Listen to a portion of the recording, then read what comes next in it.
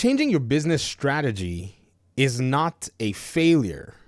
In fact, if you fire up a game like MLB The Show, you see Sony Interactive Entertainment Presents, you see that the game is actually developed by a PlayStation studio, but it doesn't mean that you are a failure.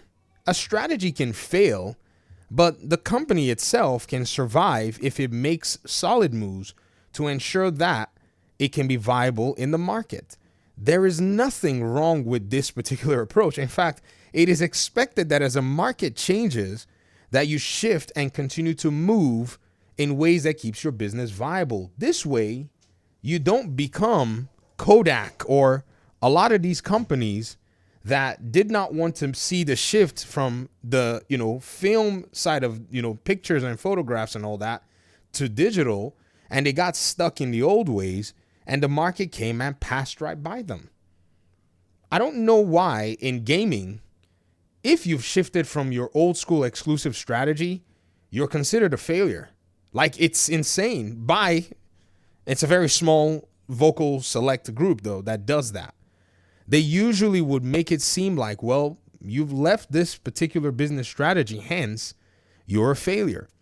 And the reason I say that is because, yes, Xbox gets the brunt of it. There usually is always one punching bag for all of it, by the way. In the case of, general gaming, it's Ubisoft. You know what I mean? Like, Ubisoft will do something, and then everybody will be like, oh my gosh, Ubisoft sucks. And then another company will be like not doing it, and they will be praising the company. Like Days Gone or PlayStation or will add like something in a remaster and sell it to you for $10, but Ubisoft has been doing it on their games for basically nothing, as basically a feature that ships with the game.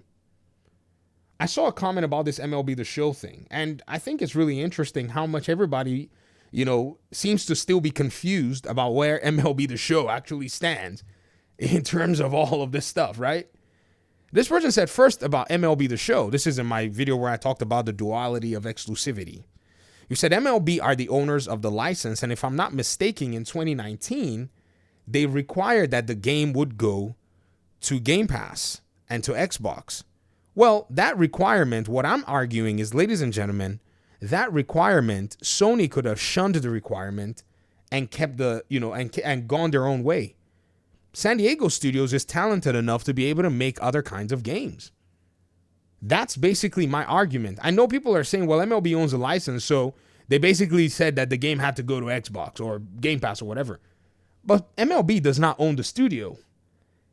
You have to understand that MLB, even though that they may have said one thing, they don't own San Diego Studios. That is a Sony first-party studio. You said they demanded that PlayStation make the Xbox and Switch versions. There is nowhere that is said. The only place that we hear anything about MLB The Show that I've looked at from the research is Game Pass. As for the Nintendo and for the Xbox version, we do not have any resource or any source that is official telling us about MLB's role in those games going to those platforms. Does that make sense? Now, if they did mandate that the games go, I still maintain, and anybody with any level of, modicum will tell you that PlayStation had an option to simply just back out of the deal and not make their game and take their studios and go make something else for their own audience. It's that simple. You know why? Because PlayStation also does deals with licensing as well. And in some cases, they have a say as to what's going to happen. For instance, do y'all remember that when the Insomniac leaks actually came out, that PlayStation, when they signed the whole deal for the X-Men, if you guys have seen, some of you have not seen anything. I think a lot of so-called PlayStation fans, y'all ran and buried your heads in the sand when you should have learned something. They made a deal that any other person could not easily go ahead and license specific aspects of X-Men around that time so that PlayStation could maintain, kind of like the hype and all that stuff. It was actually, leaked in those documents. A lot of documents that leaked out of that hack when Insomniac basically faced that cyber attack in 2023. So these companies can always negotiate things that actually, pertain to them in this particular, area. But here's the thing. PlayStation already got to see that the way this market was going was not going to favor San Diego Studios if they negotiated, say, maybe even a PC release, or even say maybe they just went to the Switch and left Xbox out of the game. Why? Because that game had never really sold much until it came to Xbox and Game Pass, and we have the receipts for it. This is not even, a question. We have I'll show you. This is not even a matter of me saying, it's because MLB wanted to. No. The moment the game showed up on Xbox and made its way to Game Pass, it basically reached its highest user base that it had ever reached, ever, in its entire inception. Let me show you. Here, Business Wire, Berkshire Hathaway. This is basically the investor group's publication. This is July 28th, 2021. They were pretty much going ahead and hyping up how PlayStation had already sold 10 million units of their consoles since launching in November of 2020. It was basically like 8 months into the console, ecosystem. In that time, they put some highlights. SIE also achieved additional milestones across its portfolio of PlayStation Studios games, including Marvel Spider-Man Miles Morales, a licensed game. MLB The Show 21 from San Diego, a licensed game. Look at the way they actually did say it. The investors, they know what's good. They know what's going down.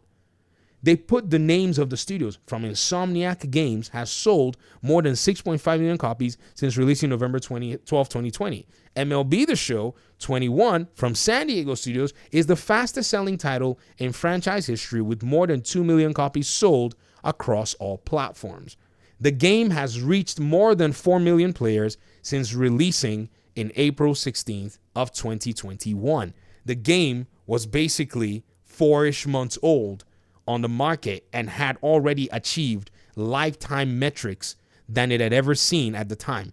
Ladies and gentlemen, look at this. Ratchet & Clank from Insomniac has sold more than 1.1 million copies with Asterix since releasing in June of 2021. Housemarque, their IP, Returnal, had sold more than 560,000 copies since releasing in April 30th of 2021. Hey, guess who also launched in April with 2 weeks ahead? It was MLB The Show multi-plat, and it already had outsold Housemarque's game even with the Game Pass launch. Tell me how that was not a benefactor for PlayStation in this particular instance. So when we talk about them changing business strategy and people equating it to failure, it's just quite weird, don't you think? Because when you turn around and look at the books, all you're going to see is what is PlayStation's first-party sales looking like.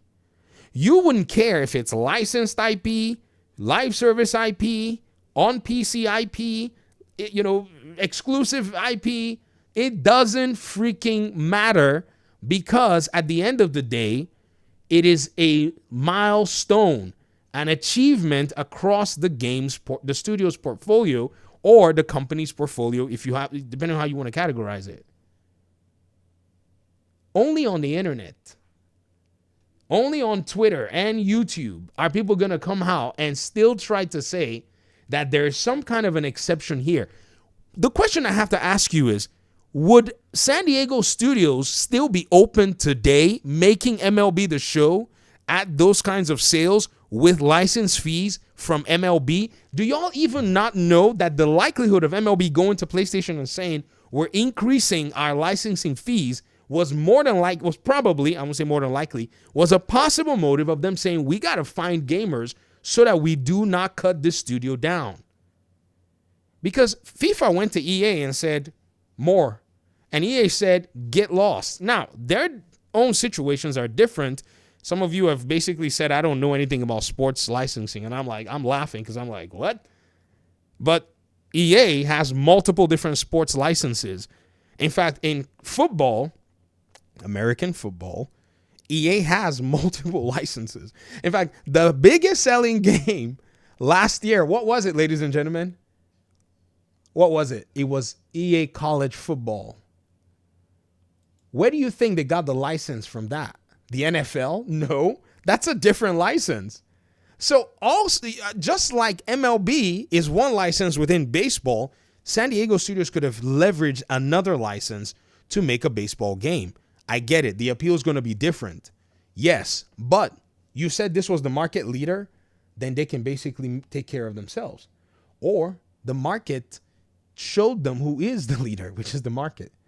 And you said, as I said, more, aggressive change comes in search of being more viable, but Xbox is in this position for not having known how to capitalize on everything they have, and that speaks of the incompetence of those who have managed Xbox for more than 10 years. And from my point of view, its relevance as a platform is in question.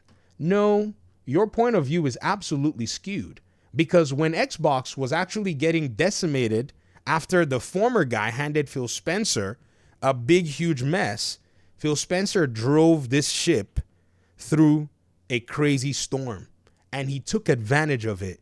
Many of you Xbox fans jumped ship so early, you didn't even wait to see what was going on. And, honestly, I don't blame you. I'm not saying, you should have stuck it through. But many of you jumped so fast and you decided that you were going to swim to greener pastures. By the time you showed up on the shores of so-called greener pastures and look back, you don't even recognize Xbox anymore. Yet everybody else in gaming looks at Xbox and says, wow, that's impressive. That's what's happened. You spent all that time beelining for PlayStation. So when you looked from the other side, you're like, this is not the Xbox that I know. Yes, this is actually a much stronger Xbox. The one where, even with its console sales, being in question and diminishing, is still able to take a majority share of gaming where it could find it. That is not an easy thing to do. Let PlayStation sell 50% less consoles in a specific time frame. See what happens to them. Aha. Because at the end of the day, shifting your strategy is essential. I'm not going to come out here and tell anybody and say that PlayStation's games on PC is a failure. No, the strategy of exclusivity for PlayStation is a failure, but them shifting their strategy and bringing their games to the PC platform, I think it's a smart move. In fact, I still keep saying, why are they dancing around the fact that their games are on PC? Why not just go ahead and just confess that they want to make more money? Because they're dancing to the tune of PC. 1 minute they want a PlayStation login, everybody walks away from them. They're like, you know what? We're joking. Only some of our games. And we're going to see how that some of our games actually still works out for them. Because, the PC players so far that have gone through this cycle, they're not too impressed just yet that PlayStation is ready to come do business. But they're here. They're committed to coming to PC. Their state of play was basically state of Steam. Would we go ahead and now say PlayStation failed? No. PlayStation's own approach to exclusivity failed. It did. But I'm not going to sit there and just say, well, PlayStation is dead. Like, how do people come up with these conclusions at the end of the day? Xbox's platform is now becoming more, its relevance is under question. What do you mean by that? As a platform? Huh? Because you're only looking at console sales. That's why. But you don't know that Xbox went ahead and spread its tentacles much wider. Or you refuse to realize that. That's why when I said, when you turn back and look at Xbox, you could not recognize the company anymore. It had transformed itself into a juggernaut. Software juggernaut with a sizable hardware base.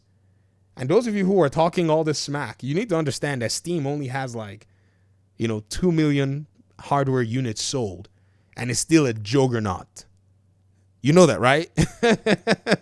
Because some of you have not seen another business strategy that is not, confined to the hardware. So your brains can't take it. That's what's going on here. And I'm not saying, I'm just saying it's shocking to you that anybody could ever do business like that, right? But, people on the other side, we see and we're like, yeah, that's cool. They tweaked it. They tweaked the plan a little bit and worked out. And that's what's going on. That's what's happening right now. Can you imagine people thinking that because you only sold 30 million units, you're not going to support your hardware, where everybody that bought Steam Deck, all 2 point something million of us, we are confident that there's support for our hardware when we actually need it. Can you imagine the madness around this whole, can you imagine the people on the PC side looking at everybody on the console side talking about this stuff and going, what the heck are they talking about? This is exactly why you see me making 6 million videos a minute. Comment section, guys. Peace out.